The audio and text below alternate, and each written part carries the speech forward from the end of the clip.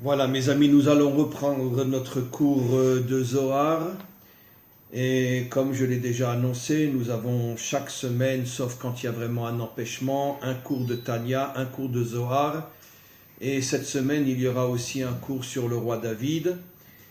Et voilà, donc aujourd'hui, cours de Zohar, c'est le 3e cours de Zohar aujourd'hui. J'ai hier fait un cours de Tanya que j'ai déjà monté sur le site aujourd'hui. Et donc, on continue. J'espère que vous écoutez avec beaucoup d'attention les cours de Tanya, les cours de Zohar, les cours sur le roi David, ainsi que bien sûr les autres cours, car ce sont des cours très importants, d'une grande profondeur. Vous avez remarqué aussi que le cours de Tanya, le cours de Zohar, ainsi que le cours sur le roi David, je les fais entre 35 et 40 minutes, parce que comme ce sont des cours, on pourrait dire, d'une grande profondeur et qui dévoilent des notions très importantes, je ne veux pas que le cours soit trop long, parce que dans ce cas-là, vous n'arriverez pas à retenir les points essentiels que je dévoile devant vous. Alors on continue le Zohar. Ulbatar itkar zimna achara. Le nom Elohim est mentionné une 3e fois, et le Matok Midvash explique. C'est la 3e fois, c'est quand il est marqué Veruar Elohim merachefet al pnei hamayim. À la fin, pratiquement à la fin du premier jour, il est dit que le souffle d'Elohim planait au-dessus des eaux. Et le commentaire explique Shegam hu babina, que ça fait allusion à la bina. Pourquoi la bina plane au-dessus des eaux? Parce que les eaux représentent le monde d'en bas, les eaux représentent le monde matériel. Comme on le voit dans le 2e jour, il n'y avait au départ que des eaux, et après Hachem a repoussé les eaux pour qu'apparaisse aussi la terre. Mais en tout cas, selon les codes bibliques, le tout début de la création n'était qu'avec des eaux. Et pourquoi on dit que le nom d'Elohim plane au-dessus de l'eau? Parce que justement, comme on l'a expliqué de nombreuses fois, la Bina est une sphira, est une force divine qui est complètement au-dessus de ce monde, puisque le monde a été créé en 7 jours, alors que la Bina est du bas vers le haut, la 8e sphira qui est au-dessus de ce monde, et donc elle contient des forces qui sont complètement, on pourrait dire, complètement libérées de toutes les limites de ce monde, et c'est pour ça qu'elle plane au-dessus de ce monde, elle est au-dessus de ce monde. On continue. Et Maïdkar Zimna Achara. Le Zohar demande, vous avez remarqué que, bon, pour ceux qui comprennent l'hébreu, le Zohar est en araméen. Par contre, les commentaires, eux, sont en hébreu. Donc le Zohar demande, et Maïdkar Zimna Achara. Pourquoi on mentionne à nouveau le nom d'Elohim pour la 3e fois? Alors, Allo Mishem Elohim Arishon Anu Yodim She Nehemar ala Bina, parce qu'on a déjà expliqué qu'au tout début de la Torah, à chaque fois qu'apparaît le nom Elohim, ça fait allusion à la Bina. En vérité, le nom Elohim fait allusion à la Bina, mais fait aussi allusion à la Malchut lorsque la Malchut est unie à la Bina. Traduit en français, la Bina est le monde d'en haut, la Malchut est le monde d'en bas. Les deux s'appellent Elohim, parce que quand la Malchut, quand le monde d'en bas s'unit et se fonde dans le monde d'en haut, il y a une connexion totale et profonde entre le monde d'en bas et le monde d'en haut, alors le nom Elohim qui est au niveau de la Bina descend aussi au niveau de la Malchut, au niveau du monde d'en bas. Et donc, Begin le Afka Chamesh Ilin Takifin. Alors pourquoi? Encore une fois, le Zohar demande pourquoi le nom Elohim est mentionné une 3e fois. Parce que le maître du monde voulait sortir 5 forces extrêmement puissantes qui correspondent par rapport à la rose à 5 feuilles. Ces 5 feuilles font allusion à 5 forces takifim extrêmement puissantes. Je lis maintenant le commentaire en hébreu. Afin de faire sortir dans cette rose qu'on appelle la Shoshana, faire sortir 5 feuilles qui représentent 5 forces extrêmement puissantes. Je vais bien sûr expliquer. Verotzelomar, c'est-à-dire, vous remarquerez qu'entre le 2e nom Elohim et le 3e nom Elohim, il y a 5 mots. Ces 5 mots font allusion aux 5 forces qui vont sortir grâce au fait que l'on mentionne pour la 3e fois le nom Elohim.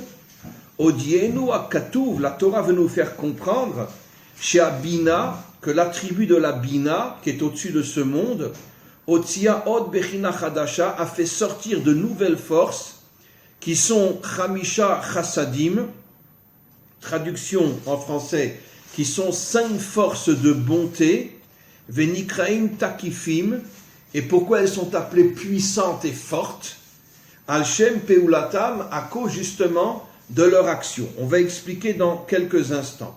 Des Sacharim les Shoshana, ces 5 feuilles qui représentent 5 forces très puissantes de bonté, sont tout autour de la tige de la rose, qui représente la Malchut, chez le monde d'en bas. Chez Mesavevim et Ashrina, Betokef, elle contourne, d'une certaine manière, elle protège la Malchut authentique, le monde d'en bas authentique. Elle le protège, les Shomra, pour empêcher toutes les forces contraires de venir s'accrocher à cette Malchut pour la détruire.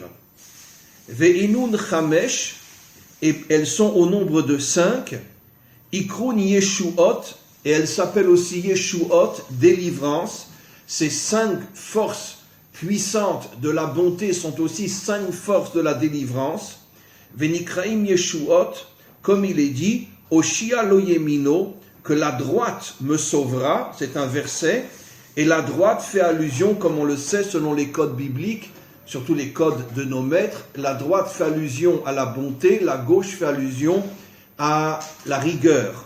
Donc la droite c'est la bonté, Veyamin ainu achesed, la droite fait allusion à la bonté, qui aliyadam efshar leoshia et ashrina, qui grâce à la bonté on peut sauver la shrina, on peut sauver la lumière de Dieu qui est cachée dans ce monde, la sauver de toutes les forces contraires qui veulent chasser la lumière de Dieu de ce monde afin de déconnecter le monde d'en bas du monde d'en haut.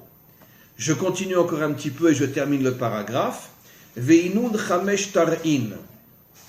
Pirouche achamisha chassadim, ces 5 forces de la bonté, emsod chamisha sharebina, font allusion aux 50 portes de la Bina, 50, parce que chacune de ces forces contient, on pourrait dire 10 forces, et 5 fois 10, 50, c'est pour ça qu'on dit que la Bina possède les 50 portes de la délivrance, qui sont en vérité 50 lumières de la délivrance, et donc ces 5 portes, qui chacune d'entre elles contient 10 forces, et donc, Yesh bekocham lehamtik et dinea malchut, et le but de l'union entre la Bina et la Malchut, c'est afin d'adoucir toutes les attaques et toutes les rigueurs et toutes les clipotes, toutes les écorces, toutes les forces maléfiques, sataniques qui s'attaquent à la Malchut, c'est-à-dire au dévoilement de Dieu comme roi dans ce monde.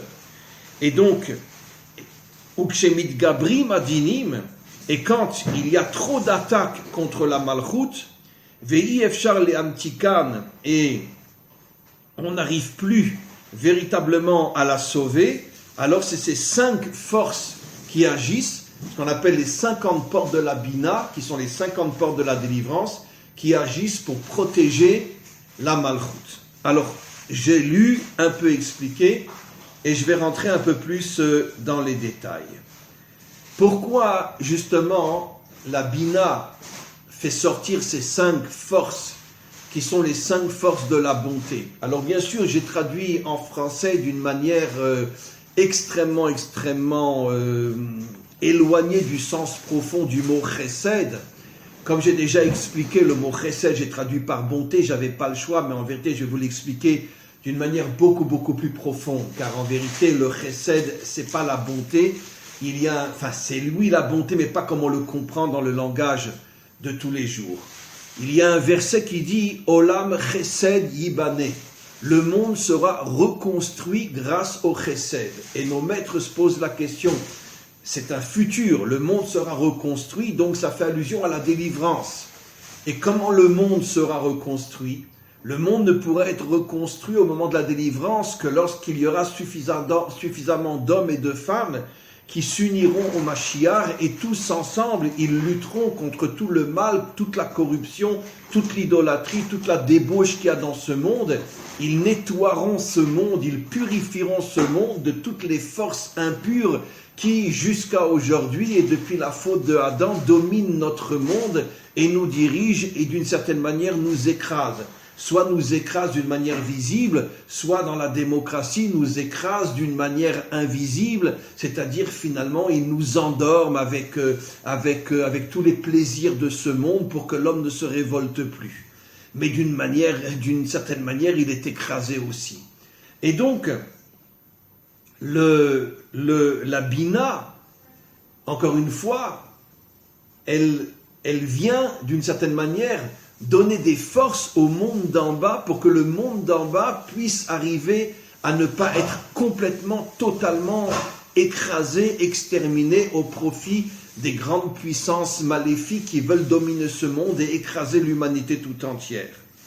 Et donc, qu'est-ce que c'est la Bina? Encore une fois, la Bina, c'est une force qui est au-dessus de ce monde. Qu'est-ce que cela signifie dans un langage beaucoup plus clair? Ce monde dans lequel nous vivons est extrêmement limité. J'ai souvent donné l'exemple, le feu ne peut pas s'unir à l'eau, l'eau ne peut pas s'unir au feu. Tu ne peux pas être en même temps en France et en Amérique. Tu ne peux pas être au nord et en même temps au sud. Tu ne peux pas être un homme et en même temps être une femme. Tu ne peux pas être âgé et en même temps être un enfant. Ça veut dire que nous vivons dans des limites. Si j'ai 50 ans, je ne peux pas avoir 15 ans. Si je suis un homme, je ne peux pas être une femme. Si je suis en France, je ne peux pas être en Amérique. Chacun est dans son système. Maintenant, ça va beaucoup plus loin que ça. Sur le plan politique, je suis de gauche, je suis de droite. Sur le plan religieux, je suis de telle tendance ou de telle tendance, de telle religion, de telle religion. Chaque homme est complètement coincé dans son système et finalement est prisonnier à l'intérieur de son système. Malheureusement, l'orgueil nous fait croire que le système dans lequel on est enfermé est le meilleur du monde et on voudrait que tous rejoignent notre système. C'est ce qu'on appelle le fanatisme, l'extrémisme, le racisme, l'antisémitisme, etc., etc. Mais quoi qu'il en soit, chaque homme est enfermé dans son système. Et donc, il perd sa dimension d'homme authentique. Pourquoi il perd sa dimension d'homme authentique? Parce qu'un homme authentique est celui qui comprend qu'en vérité que chaque homme représente une partie on peut dire une partie qu'il manque à l'autre, et en étant ensemble, on se complète, et en unissant l'humanité tout entière, on arrive à la grande image, on arrive au vrai Dieu. Exactement l'exemple que je donne souvent, qui est l'exemple d'un puzzle. Chaque morceau est différent. Mais quand tu unis tous les morceaux, tu as enfin la grande image. Tant que tu n'auras pas réuni tous les morceaux, tu n'auras pas la grande image. Ce qui veut dire que personne aujourd'hui ne peut prétendre connaître le vrai Dieu. Ni Israël, ni les chrétiens, ni les musulmans, ni les Français, ni les Américains, ni les Israéliens, ni les Chinois, ni les Russes. Pourquoi? Parce qu'il y a des tensions et d'une certaine manière des querelles entre tous les peuples, entre toutes les religions, entre toutes les idéologies. Nous ne sommes pas unis. Et chacun vit dans son fantasme et dans son illusion de croire que lui a le vrai Dieu. Et c'est une erreur fondamentale, terrible. Parce que nous sommes tous comme des pièces d'un puzzle. Tant que nous ne serons pas réunis, nous ne pourrons pas avoir l'image du vrai Dieu. Quelle est la preuve de ce que je dis? Le verset au moment de la délivrance dit clairement « Bayom haou yeh Hashem echad » En ce jour, Dieu sera un. Ça veut dire qu'on aura enfin réuni toutes les pièces qui manquaient à l'unité de Dieu. Et pour l'instant, même Israël n'a qu'une partie de Dieu. Personne n'a tout le Dieu. Pourquoi? Parce que personne n'est uni avec les autres. Qu'est-ce que c'est la Bina? La Bina, c'est la force de l'union. Pourquoi? Parce que la Bina est une force qui nous fait sortir du système à l'intérieur duquel nous sommes prisonniers. La Bina se dévoile chez quelqu'un qui a la force de sortir de sa nature. Ça veut dire, je suis juif, mais je m'intéresse aussi aux chrétiens, je m'intéresse aussi aux musulmans, je m'intéresse aux Chinois, je m'intéresse aux Japonais. Si j'ai quelqu'un qui me contacte et qui me dit je voudrais un contact avec vous, je ne vais pas lui dire ah non, tu es catholique, tu ne m'intéresses pas, ah non, tu es musulman, tu ne m'intéresses pas. Non, parce que je sais au plus profond de moi que pour qu'il y ait la délivrance, il faut que toute l'humanité soit unie. Et donc, ça ne veut pas dire que je vais changer mes idées, jamais de la vie. Si je suis juif, je reste juif. Mais je peux m'unir à un chrétien, je peux m'unir à un musulman, je peux m'unir à un laïc, je peux m'unir à un bouddhiste, je peux m'unir à qui que ce soit, même si je ne partagerai en aucun cas ces idées. Mais comme je l'ai déjà expliqué des milliers de fois, ce n'est pas l'idée qui m'intéresse, c'est l'homme. Et il y a des musulmans qui sont des hommes extraordinaires, et j'en connais moi en Israël. Il y a des chrétiens qui sont des hommes ou des femmes extraordinaires, et j'ai des élèves partout dans le monde qui sont chrétiens, qui sont des gens extraordinaires. Il y a aussi des laïcs qui sont des gens extraordinaires. Arrête de regarder la pensée, l'idéologie, la religion de l'homme. Regarde ce qu'il est. Et quand tu vas comprendre et découvrir ce qu'il est, tu vas te rendre compte que tu n'en as rien à faire de ce qu'il croit. C'est pas ton problème, c'est accessoire par rapport à l'homme. Et ça, c'est la Bina. Le monde d'en bas est un monde dans lequel nous sommes emprisonnés dans une prison de ce que je pourrais appeler l'idéal. Je suis juif, tu es chrétien, tu es musulman, allez vous faire voir, vous m'intéressez pas. Je suis de droite, tu es de gauche, va te faire voir, tu m'intéresses pas. Qu'est-ce que c'est la Bina? La Bina, elle met en évidence l'homme. Et quand on met en évidence l'homme, on se rend compte que malgré le fait qu'il est hors de question que je partage ton idéologie, mais malgré tout je te respecte parce que je sais que tu es un homme bien. Maintenant, c'est sûr, il y a des hommes mauvais partout aussi. Mais ce n'est pas parce que je suis catholique et que je me prosterne devant une statue de Marie que je suis forcément un homme pas bien. Je peux être un homme bien même si je rentre dans une église et que je me prosterne devant une statue et que pour nous les juifs, c'est considéré comme de l'idolâtrie. Parce que je ne vais pas te juger selon ce que tu fais à l'église, je vais te juger selon ta vie de tous les jours. Et c'est ça la différence entre le monde d'en haut et le monde d'en bas. Le monde d'en haut nous emprisonne dans l'idéologie. C'est pour ça qu'il y a tellement de guerres, tellement de massacres, tellement de haine, tellement de racisme, tellement d'antisémitisme. Parce qu'on ne regarde pas l'homme, on regarde ses idées. Mais le monde d'en haut, il met en évidence l'homme. Regarde l'homme. Ne regarde pas ses idées. Et ça, c'est le monde de la Bina. Et vous savez d'où je le sais? Nos maîtres nous disent, c'est quoi la Bina? Le avin davar mitor davar. Traduit en français, regarde l'intériorité, pas l'extériorité. C'est-à-dire en français, ne regarde pas ce qu'il pense, ne regarde pas ce qu'il fait. Regarde son intériorité, regarde son être, regarde ce qu'il est. Et tu vas t'apercevoir qu'il y a des gens extraordinaires partout dans le monde. Même si tu as raison de ne pas partager leurs idées. Sur le plan humain, dans leur intériorité, dans leur être, ce sont des gens extraordinaires. Donc tu peux être leur ami, même si tu ne partageras pas leurs idées. Ça, c'est le monde de la Bina. Alors maintenant, qu'est-ce que signifie Olam Chesed Yibané? Le Chesed, c'est reconstruire le monde. Pour reconstruire le monde, vous savez ce que c'est le vrai Chesed? Le vrai Chesed, c'est pas « Oh, je t'aime, tiens, prends 10 shekels et va manger ». C'est sûr que c'est bien de le faire. C'est pas ça le vrai Chesed. Olam Chesed Yibané, le monde sera reconstruit grâce à la bonté. Bon, j'aime pas la traduction, excusez-moi. Grâce au Chesed, ça veut dire quoi? Le jour où se lèvera dans ce monde une armée d'hommes et de femmes de tous les pays qui s'uniront au Mashiach et qui lutteront contre le mal afin de nettoyer ce monde. Ça, c'est le plus grand chesed que l'on puisse faire au monde. Le nettoyer de toutes les saletés, de toutes les scories, de toutes les impuretés, de toutes les fautes qui dominent ce monde. Ça, c'est le vrai chesed. Le chesed, c'est pas, tiens, mon pauvre, prends 5 shekels, prends 5 euros. Je dis pas qu'il faut pas le faire. Mais le chesed, c'est se battre contre toutes les impuretés qu'il y a dans ce monde afin de reconstruire ce monde et réunir Dieu à son monde. Comme il dit, en ce jour, Dieu sera roi sur toute la terre. Alors maintenant, vous comprenez pourquoi le Zohar dit que ces 5 forces de la bonté sont des forces extrêmement puissantes. J'ai besoin d'être puissant pour donner 5 € à un pauvre. Tiens, prends 5 €. Pourquoi être puissant? Parce que le Zohar fait allusion à ce que j'ai expliqué. Le vrai chesed, c'est se battre contre le mal qu'il y a dans ce monde. Il n'y a pas un chesed plus grand que celui-là. Et se battre contre le mal qu'il y a dans le monde, ça nous demande des forces inimaginables. Et d'où on va puiser ces forces? De la Bina. Pourquoi de la Bina? Parce que la Bina nous extrait de notre prison. Parce que tant qu'on est dans notre prison, je suis catholique, je ne m'intéresse qu'aux catholiques. Je suis juif, je ne m'intéresse qu'aux juifs. Je suis musulman, je ne m'intéresse qu'aux musulmans. Eh bien, en vérité, vous savez ce qu'on est? On est comme dans une prison. On a 4 mètres dans lesquels on peut bouger, et c'est tout. C'est-à-dire qu'on est extrêmement faible.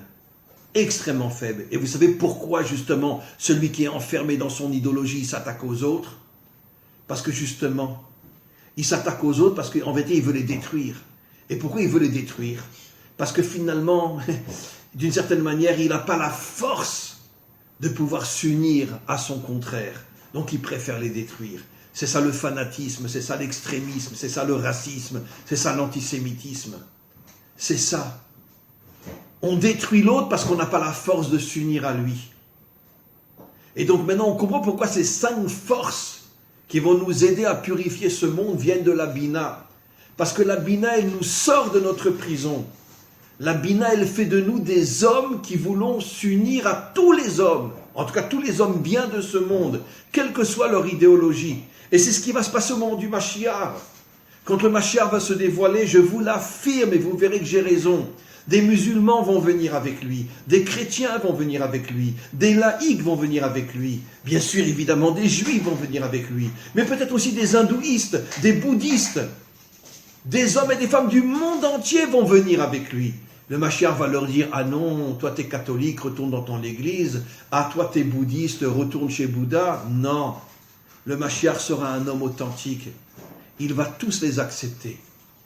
Avec le temps, chacun arrivera à purifier sa croyance, purifier sa religion. Mais ça prendra du temps.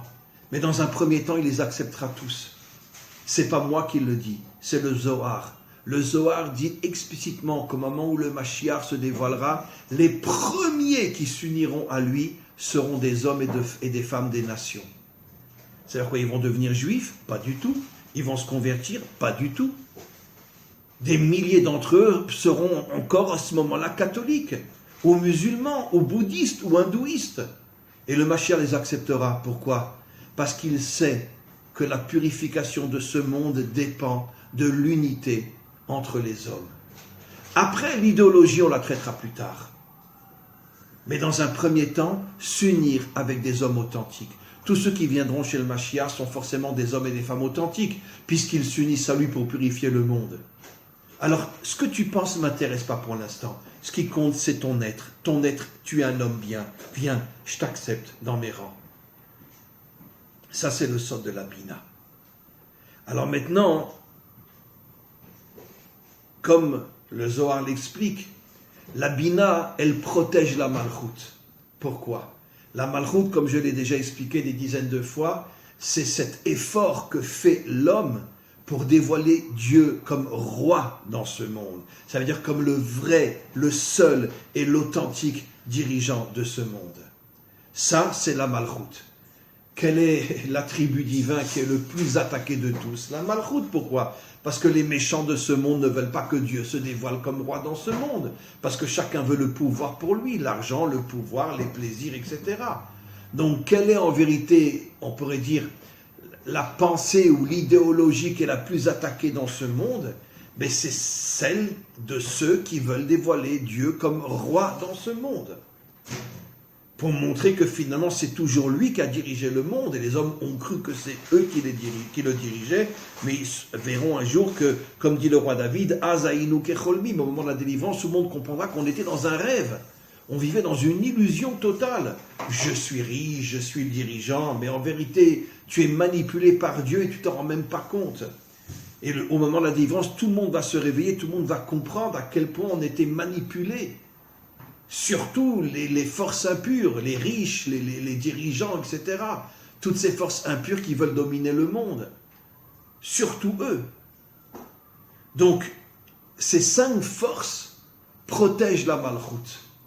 Pourquoi elles protègent la malchoute? Pourquoi? Parce que, comme disent nos maîtres, dans chaque génération, il y a au moins 36 justes authentiques qui protègent la malchoute. Mais 36 justes nistarim, cachés. Personne ne sait où ils sont. C'est pas les rabbanim que tout le monde connaît, c'est pas les maîtres de sectes, etc., ou de mouvements que tout le monde connaît. Non.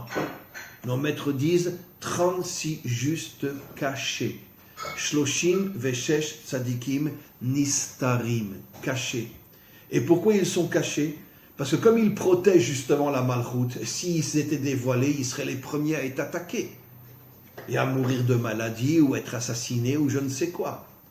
Donc c'est pour ça que Dieu les cache. Mais en cachette, ils font un travail extraordinaire de protéger la malchoute. Et comment ils protègent la malchoute? Parce que toute leur vie et leurs enseignements aussi tournent autour de ce point-là. Dévoiler Dieu comme roi de ce monde. Et c'est pour ça qu'on les appelle les 36 justes cachés. Ils sont cachés encore une fois pour être protégés de toutes les forces sataniques qui veulent tuer la malchoute et tuer tous ceux qui protègent la malchoute. Comme on le sait dans un combat, la première chose qu'on essaye de faire, c'est de faire tomber le bouclier de l'autre pour pouvoir après le tuer. Tant qu'il a son bouclier, c'est très difficile. Donc les premiers, s'ils se montraient, les premiers qui seraient immédiatement assassinés, ça serait justement ceux qui sont les boucliers de la malchoute, les 36 justes cachés. Maintenant, il y a peut-être des générations, il y a beaucoup plus que 36 justes, mais nos maîtres nous disent qu'au minimum, dans chaque génération, il y a 36 justes cachés. Et ceux-là, on ne sait pas où ils sont. Mais ils font un travail inimaginable pour préparer la délivrance finale. On continue. Val razada al pisot ze shepirashnu. D'après ce qu'on a expliqué, je suis dans le commentaire en hébreu, que la lumière divine qui est dans ce monde reçoit des 5 forces, d'une certaine manière, son sauvetage de toutes les forces contraires qui veulent la tuer. C'est pour ça que ces forces s'appellent aussi sauver, parce qu'elles protègent et sauvent la malchoute de cette volonté qu'on s'efforce de la détruire complètement. Ktiv, kos yeshuot esa. Il y a un verset du roi David qui dit kos yeshuot esa. Le verre de la délivrance, je le lève. En vérité, quand on fait le kidouche le vendredi soir, on prend notre verre de vin dans la main, on parle d'un verre de vin bien sûr, et on l'élève. Et c'est à ça que fait allusion le roi David quand il dit « Kos yeshuot esa » je lève mon verre de vin. « Da kos shel bracha » le fameux verre que l'on élève avant de rentrer dans le repas du Shabbat et qu'on fait le kidouche avant le Shabbat, nos maîtres disent dans le Zohar « Da kos shel bracha » c'est en vérité un verre de bénédiction. « Sheu sod ashrina » qui cache le secret de la lumière de Dieu qui est cachée dans ce monde. Et la lumière de Dieu qui est cachée dans ce monde nous apporte la bénédiction pour ceux qui se connectent à cette lumière qui est cachée dans ce monde. Ça veut dire concrètement ceux qui savent que même si on ne le voit pas, même si on a du mal à le comprendre, Dieu est oui dans ce monde. Et ceux qui comprennent et qui ont une émouna, qui ont une connexion totale avec Dieu dans ce monde, ceux-là reçoivent une bénédiction inimaginable. Ça veut dire qu'ils sont aidés par Dieu pour réussir dans tous les domaines. Kos shel bracha itztarir lemiave al chamesh etzba'an. Maintenant, quand on prend le kos de la bracha, on le met sur la main droite, la main de la bonté, et on la pose, le verre, on le pose sur les 5 doigts de la main, qui font allusion aux 5 forces qui protègent justement la malchoute. Vélo yatir, on peut pas mettre la main gauche sous la main droite. Non, c'est que la main droite. Il faut qu'il y ait 5 doigts qui font allusion aux 5 forces qui protègent la malchoute. Koshel bracha itztari le miavel chamesh etzba'an velo yatir, pas plus que 5 doigts. Kegavna de shoshana de yadva al chamesh alin takifin, comme la rose qui est entourée de ces 5 feuilles. On va s'arrêter là pour le texte et je vais expliquer pourquoi tout d'un coup il parle maintenant du kos, du verre qui est sur les 5 doigts. Il veut nous faire comprendre une chose évidente, mes amis, que finalement, que l'homme a été créé pour l'action. La main représente l'action. La main représente en hébreu la asiya, le fait de faire. La pensée, le cœur, c'est très théorique. Même si l'action est guidée par la pensée et le cœur, mais quoi qu'il en soit, tant que tu n'agis pas, tu ne peux pas changer ce monde. Donc voilà pourquoi on fait le kidouche le vendredi soir. On fait le kidouche pour nous faire comprendre que l'homme authentique est un homme d'action, un homme qui agit dans ce monde. Un homme qui agit, ça peut être aussi par ses enseignements, parce qu'il va réveiller des milliers ou des millions d'hommes et de femmes dans le monde. C'est aussi une forme d'action. Mais en vérité, la véritable action sera au moment où le Mashiach se dévoilera et que des millions d'hommes et de femmes s'uniront à lui pour pouvoir véritablement se battre contre le mal. Et maintenant, qu'est-ce que représente le vin? Nos maîtres nous disent que le vin représente la bina. L'huile d'olive représente la chokhma, la sagesse, et le vin représente la bina. Donc on a vraiment exactement tout ce qu'on a expliqué jusqu'à présent, comme l'explique le Zohar.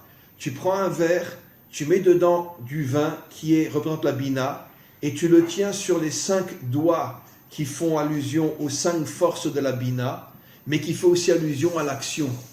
Ce qu'on veut te faire comprendre, c'est que tant que tu n'es pas un homme qui agit, tant que tu n'es pas un homme qui sort dans la rue pour faire quelque chose, tu n'es pas un homme authentique. Ça veut dire ceux qui ne font que prier, que étudier, ne sont pas des hommes authentiques. Un homme authentique, c'est le roi David. Il avait un temps pour prier, un temps pour étudier. Il étudiait énormément, il priait énormément. Mais quand il fallait sortir sur son cheval avec une épée à la main, il sortait sur son cheval avec une épée à la main. Et il ne se disait pas « Ah non, moi je suis religieux, je reste à la yeshiva ». Comme tous ces mensonges qu'on entend jusqu'à aujourd'hui. Non, un homme authentique est un homme qui sait que quand il faut agir, il doit agir. Et pas se réfugier dans des livres de prière ou dans des livres d'études. Il agit, il sort, il se bat, c'est un combattant. C'est pour ça que la main représente justement le combat. Et pourquoi le verre? Le verre représente la malchoute. La malchoute qui s'unit au vin. Le vin rentre dans la malchoute. Le monde d'en haut descend et se dévoile dans le monde d'en bas. Comme disent nos maîtres, le kli, qui veut dire le réceptacle en français, fait allusion à la malchoute. D'ailleurs, dans le mot kli qui veut dire réceptacle, vous avez le kaf, Kohen, Lamed, Lévi, Yud, Israël. Les 3 parties d'Israël, Kohen, Lévi, Israël. Et qui font allusion à la malchoute. Donc en vérité, le kidouche représente l'union entre la bina, les forces qui viennent d'en haut, et la malchoute, le monde d'en bas, qui est sur la main, le monde de l'action, et avec les 5 doigts qui sont les 5 forces qui nous permettront de purifier ce monde.